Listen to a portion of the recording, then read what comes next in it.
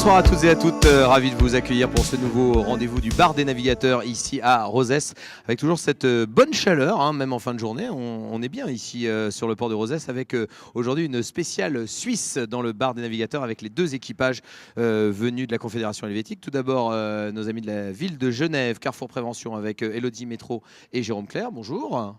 Bonjour. On est ravis de vous accueillir et puis on va parler un petit peu de votre aventure sur ce Tour 2012 avec un bateau qui se débrouille plutôt pas mal, 5e au classement général. Et puis de l'autre côté, on a un autre équipage suisse. Il s'agit de Biennevoile SRS avec son skipper François Kunz qui est là avec nous. Bonjour. Bonjour. Tout va bien? Excellent. Avec des supporters qui sont là. Oui, ça fait du bien hein, après ce début de tour qui était quand même un petit peu pluvieux, un petit peu tristoun, et automnal on dira. Et puis maintenant on est au soleil en Méditerranée pour la dernière ligne droite de ce Tour de France à la voile. On va commencer à parler du bateau Biennevoile SRS. Est-ce que François, est-ce que tu peux nous présenter l'équipage qui est venu avec toi parce qu'ils sont venus en force, hein, les Biennois? Alors oui, je commence peut-être avec Emmanuel Muller. C'est lui qui tient toute l'organisation pour l'équipage sur le bateau. Et puis c'est lui qui va présenter chacun de nous. Le reste de l'équipe. Alors on a Rachel, Nathalie, Yves et Thierry. Voilà, l'ensemble, une partie de l'équipage de Biennevoile. Moi, j'avais envie de savoir tout de suite, il y a des points communs, il y a des différences, bien sûr, entre vos deux équipages, entre vos deux teams. Vous êtes d'un côté à Bienne et vous naviguez sur le lac de Neuchâtel. De l'autre côté, on est à Genève, avec le lac de Genève. Du coup, deux équipages suisses. Quelle est la motivation de Biennevoile SRS pour venir sur le Tour de France à la voile ? Alors la première motivation, c'était pouvoir naviguer en mer et puis trouver beaucoup de jolis bateaux, des professionnels. Pour nous, c'est très intéressant à naviguer ici.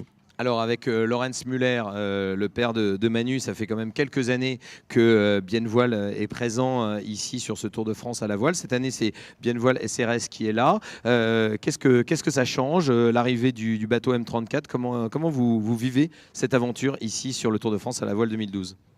Pour nous, c'est très très difficile. On a commencé en 99, on a fait 12 ans le Tour. Avec, 99 pour nos amis français. Voilà. On a commencé avec le Moum jusqu'à ce qu'on a assez bien pu le gérer. Et puis maintenant, ils ont changé de bateau. Alors pour nous, ça recommence. On doit connaître le bateau. Ouais. Et puis, il y a moins d'équipes. Les autres équipes, ils ont déjà leur bateau depuis une année. Et puis pour nous, c'est le début pour les prochaines années. Et puis alors là, je vais me tourner du côté de vers Ville de Genève, Carrefour Prévention, avec Jérôme Clair, qu'on connaît déjà, puisque nous, on se connaît depuis 2010, où il y avait le Moum encore, hein, le phare 30. Et puis là, maintenant, c'est le M34. C'est un peu la même chose. Hein. L'année de transition, vous n'avez pas été présent en 2011 avec le CER, le centre d'entraînement à la régate de la Ville de Genève. Et vous êtes revenu cette année. Quelle est justement cette motivation pour revenir? Quelles sont les ambitions avec le CER? Bon, je crois que les ambitions, elles sont toujours restées les mêmes. Hein. La priorité, c'est de former les jeunes marins genevois à la régate en mer. Après, c'est vrai que l'année passée, en 2010, on a fait l'impasse sur le Tour de France, vu un peu le retard sur la décision du bateau, du chantier du bateau. Et en fait, en fin de l'année passée, on ne savait pas trop comment allait se passer le Tour. Alors, on a décidé de faire la passe d'une année et voir comment ça évoluait. Donc là, on est revenu vu que ça va dans le bon sens. Donc c'est un bateau que vous avez acheté ou que vous louez sur ce tour? Non, donc on a la chance d'avoir pu l'acheter cette année. On a économisé depuis 4-5 ans déjà pour pouvoir l'acheter. Et du coup, j'imagine que quand on achète un bateau comme ça et qu'on revient sur le tour, c'est pour longtemps et c'est pour faire pas mal de choses. Comment ça se passe justement ce Tour 2012 pour vous? Ça se passe plutôt bien au classement, je disais, 5e au général, 1er au classement amateur. On est dans les objectifs, j'imagine, mais il y a sûrement des projets à long terme sur ce bateau.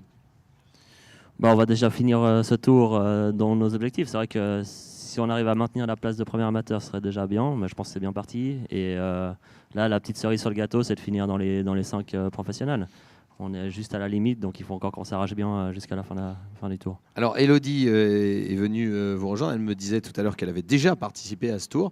Qu'est-ce que tu as trouvé de changer dans ce tour, toi qui le connaissais avant? Qu'est-ce qui est mieux, qu'est-ce qui est moins bien? Comment tu le vis, toi, ce tour? Une des grandes différences, en fait, c'est tout ce qui est lié à l'assistance, que la plupart des personnes dorment à l'hôtel maintenant. Ça a l'air de s'être beaucoup professionnalisé. Ça fait une ambiance un peu différente à terre, je pense, pour tous les équipages. Ça te manque un peu, cette ambiance? Non, pas vraiment. Je suis contente de bien me reposer à l'hôtel. Ça me va bien, surtout après des longues journées de nav. Mais je pense que ça change beaucoup la donne pour des équipes amateurs qui viennent sur le tour. J'ai l'impression aussi qu'il y a un grand pas entre maintenant les équipes vraiment pro et les équipes amateurs qui viennent sur cette régate, plus que ce qu'il y avait avant, quand il y avait aussi des équipes d'étudiants qui faisaient un peu... Il y avait plus un mélange de niveaux que ce qu'il y a aujourd'hui. Plus d'échanges en fait entre les différents styles de compétiteurs, entre pros, amateurs et étudiants. C'était peut-être Ouais, il y avait... partager plus. Je ne sais pas si ça partageait plus, mais c'était plus, disons que c'était plus mélangé, les classements étaient plus mélangés, on voyait peut-être un peu moins la différence des fois sur les régates, sur les résultats. François, c'est ce que tu ressens toi avec le bateau en revenant ici avec le M34? Tu trouves que ça s'est beaucoup professionnalisé? C'est difficile de tirer son épingle du jeu? Tout à fait, c'est exactement. On peut aussi voir notre classement. Oui. On n'était jamais très très bien. J'avais pas cité, mais bon, on est plutôt vers la fin, voilà. c'est-à-dire, mais bon. Mais j'ai l'impression que vous êtes là aussi, peut-être pas forcément pour truster les premières places, mais peut-être aussi de régater ensemble et d'avoir du plaisir. Tout à fait. Et puis on a eu énormément de plaisir jusqu'à maintenant. Et puis il nous faut du temps. Il faut du temps pour régler le bateau, pour s'adapter. Et puis c'est vrai, pour faire un meilleur résultat, c'est devenu beaucoup plus dur. Thierry Bossart, qui est à côté de vous, François, représente SRS, Swiss Racing Sailors. Alors pourquoi cette aventure commune avec Biennevoile? Les deux associations qui étaient sur le tour indépendamment avant, l'SRS a fait plusieurs Tours de France avec le Rush, avec le Sélection, avec le Jeu 35. On a sauté, disons, le même pour des questions de finances. Mais par contre, on a fait la dernière épreuve du Tour de France avec Biennevoile en commun. On est venu avec 2 bateaux il y a 2 ans pour, disons, la grande finale du Phare 30 sur le Tour. Et après, justement, on a essayé de trouver la formule pour se lancer pour le Tour avec le M34. Et puis là, on a trouvé une combine. On a associé les deux associations qui avaient le même but, mais un peu décalé dans le temps. Et c'est comme ça, on lance la nouvelle aventure pour les prochaines 9 épreuves avec le Tour de France à la voile qui est assuré pour le M34. Alors, du côté de Ville de Genève, justement, Élodie, toi, dès le premier jour, tu nous avais dit que tu voulais faire de bons résultats sur ce Tour de France à la voile. Tu l'avais dit à ta manière. Et depuis, toi, justement, quel est le bon et le plus mauvais souvenir sur ce Tour de France à la voile pour l'instant? Je trouve que c'est une question un peu... c'est dur à répondre. Des beaux souvenirs, il y en a beaucoup, des belles manches, des belles remontées, des beaux départs, des beaux paysages, des beaux moments avec l'équipe. Je pense qu'il y en a beaucoup. Et puis des mauvais moments, au final, ils s'oublient vite avec tout ce qu'on arrive à vivre de positif dans un projet comme ça. Donc pour l'instant, j'ai plus de beaux souvenirs que de mauvais. Alors, du côté de Biennevoile, SRS, là, c'est 2 associations qui se mettent en commun pour faire la compétition. Vous, le bateau est sous un seul nom, Ville de Genève, Carrefour Prévention, mais par contre, il y a 2 skippers. Alors, à chaque fois qu'on présente ça comme ça, nous, on annonce toujours les 2 noms des skippers, mais comment ça se répartit le travail entre vous deux? Comment vous faites? La répartition du travail, en fait, c'est principalement moi, en fait, et Jérôme qui avons préparé ce Tour de France, donc tout ce qui est organisation, préparation, gestion de l'équipage, tout ça. On a collaboré les 2 ensemble et puis ça a permis à Jérôme d'avoir un peu plus de temps pour des projets lacustres, différents aussi avec le CERF. C'est ça que tu voulais, avoir un peu plus de temps pour toi? Parce qu'avant, c'était le bateau avec le skipper Jérôme Clair. Et là, maintenant, il y a les 2. C'est ça, c'était pour te dégager un peu plus de temps? Ou est-ce que le fait d'avoir une expérience comme celle d'Élodie, c'est un vrai plus sur le bateau? Déjà, ça bien vu. Ah, t'as vu? Non, c'est sûr que c'est un plus. Mais disons que le CERF, c'est un peu développé là, depuis quelques années. Et on s'aligne sur plusieurs circuits de plus en plus professionnels. Donc on doit aussi engager des nouvelles personnes et s'agrandir, agrandir notre structure. Donc c'est pour ça qu'Elodie est revenue cette année. Elle aussi, je pense qu'elle va aussi prendre le flambeau gentiment et prendre ma place dans les années à venir. C'est ça l'idée, c'est que Jérôme Clair sorte un petit peu du bateau pour gérer un petit peu plus l'ensemble du projet Serre.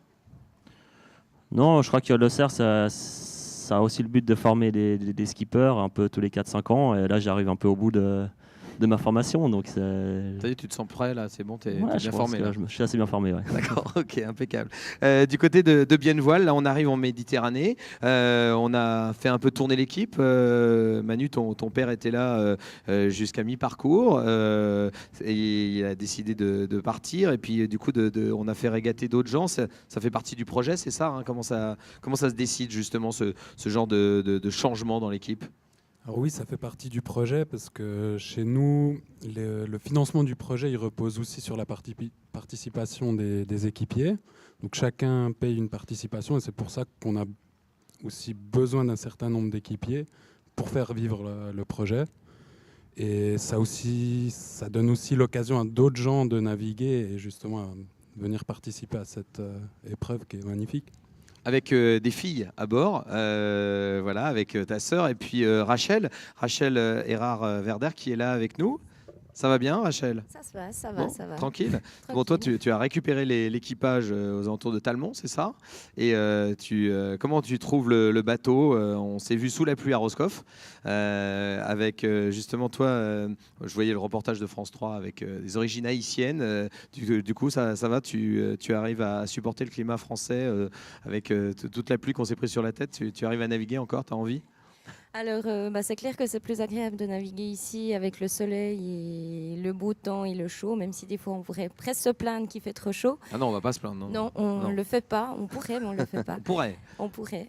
Non, parfait. Le bateau, ça roule. Comme disait François, il faut essayer toujours de prendre ses marques. On n'a pas non plus 15 ans tous d'expérience dans ce domaine-là. Donc, on apprend aussi. Et puis, on essaie d'être attentif, de voir comment ça fonctionne aussi chez les autres et de prendre nos repères au fur et à mesure.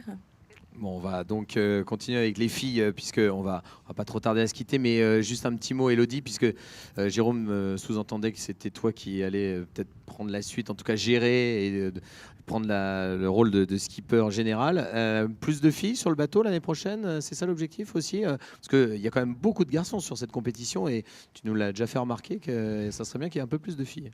Oui, je pense que ça serait bien qu'il y ait plus de filles, mais bon, le centre d'entraînement à la régate forme des jeunes. S'il n'y a pas de filles qui viennent, on n'a pas de filles sur les projets. Donc, je pense que c'est déjà à la base qu'il faut essayer d'intégrer des filles dans les projets de voile. Ça commence jeune avec l'optimiste, les dériveurs, et puis essayer de les garder, de les motiver à venir naviguer sur des gros bateaux.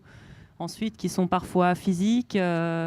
Il y a aussi un problème de poids, une moyenne de poids par équipe que les filles ont parfois peut-être plus de peine à atteindre que des hommes. C'est des fois un peu dommage de se dire que c'est ça qui fait la sélection, mais ça fait partie du jeu. Et j'espère qu'on pourra avoir plus de filles sur le bateau, c'est sûr. Mais on verra. Et alors, la question maintenant, il y a un M34 du côté du lac de Neuchâtel, il y en a un du côté du lac de Genève. À Caen, vous arrivez à régater un peu ensemble? Vous vous voyez le reste du temps? Ou c'est que quand il y a le Tour de France à la voile qu'on peut avoir la chance de vous voir côte à côte? Pour l'instant, c'est que pour le Tour de France à la voile, mais ils viennent de commencer leur projet. Nous aussi, on a commencé à naviguer sur ce bateau au mois de janvier. Donc à voir si l'hiver prochain, on n'a pas envie de pouvoir faire des entraînements ensemble dans le sud ou comme ça, à voir si on pourrait avoir un partenariat. C'est envisageable ça, avec le SRS, avec Biennevoile? C'est quelque chose qui pourrait faire avancer encore plus la voile suisse? Oui, exactement. On y réfléchit actuellement. On n'a pas encore pris contact avec nos collègues dans le sud. Je vous laisse. Non, on rattrapera. Pas de souci. Mais c'est l'objectif quand même de pouvoir avoir une force commune? Oui, absolument. D'envisager de faire des entraînements de Noël et Nouvel An ou je ne sais pas quoi dans le sud, autour de hier ou n'importe. C'est une chose à étudier. Là. En tout cas, on aimerait bien faire ça. Alors, on lance l'offre. Et ben voilà, non, mais parce que c'est vrai que souvent les bateaux se plaignent de ne pas pouvoir avoir de concurrence, parce que quand on a déjà un M34, c'est déjà un lourd investissement et que des fois on ne peut pas vraiment jauger de sa qualité tant qu'on n'est pas arrivé sur l'épreuve. Ça sera peut-être la prochaine fois pour le Tour de Suisse à la voile, on ne sait pas, on peut peut-être essayer d'envisager quelque chose. Ça va, une étape du Tour de France sur le lac. Voilà, en tout cas on voulait faire un focus sur les bateaux suisses ce soir ici dans le bar des navigateurs. Je vous rappelle bien sûr qu'aujourd'hui il y a eu des régates ici à Rosès avec la victoire de BAE System dans la deuxième régate du jour. Et puis juste avant, il y avait eu Toulon-Provence-Méditerranée Coich qui avait bien sûr remporté la première, les deux gagnants du jour. Et puis une belle place de troisième sur la deuxième manche pour la ville de Genève Carrefour Prévention. Bravo, hein, félicitations. Et ça va continuer comme ça, bien sûr, avec la course dès demain ici à Rosès, puisqu'on repart sur des parcours techniques dès demain. Et puis l'actualité, les lives, et puis le bar des navigateurs, c'est bien sûr sur tourvoile.fr. On vous souhaite une excellente soirée. Merci à Bienvoile SRS d'avoir été avec nous. Merci à Ville de Genève Carrefour Prévention d'avoir été aussi à nos côtés. Bonne soirée à tous. À bientôt. Au revoir.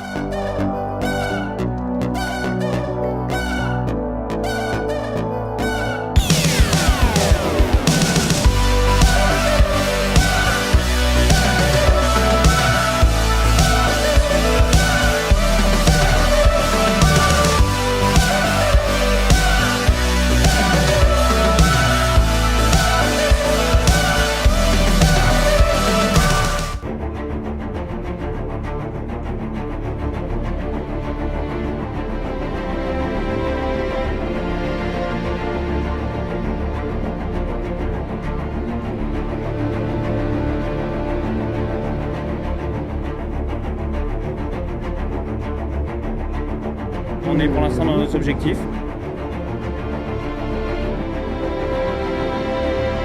On comptera les points plus tard.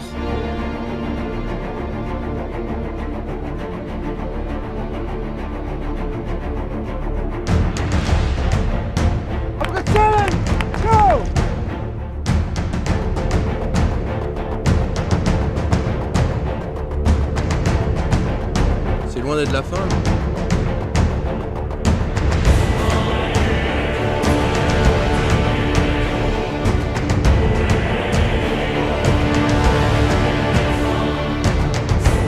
Ça nous remet un peu dans le coup, je pense qu'on est tous serrés maintenant en général.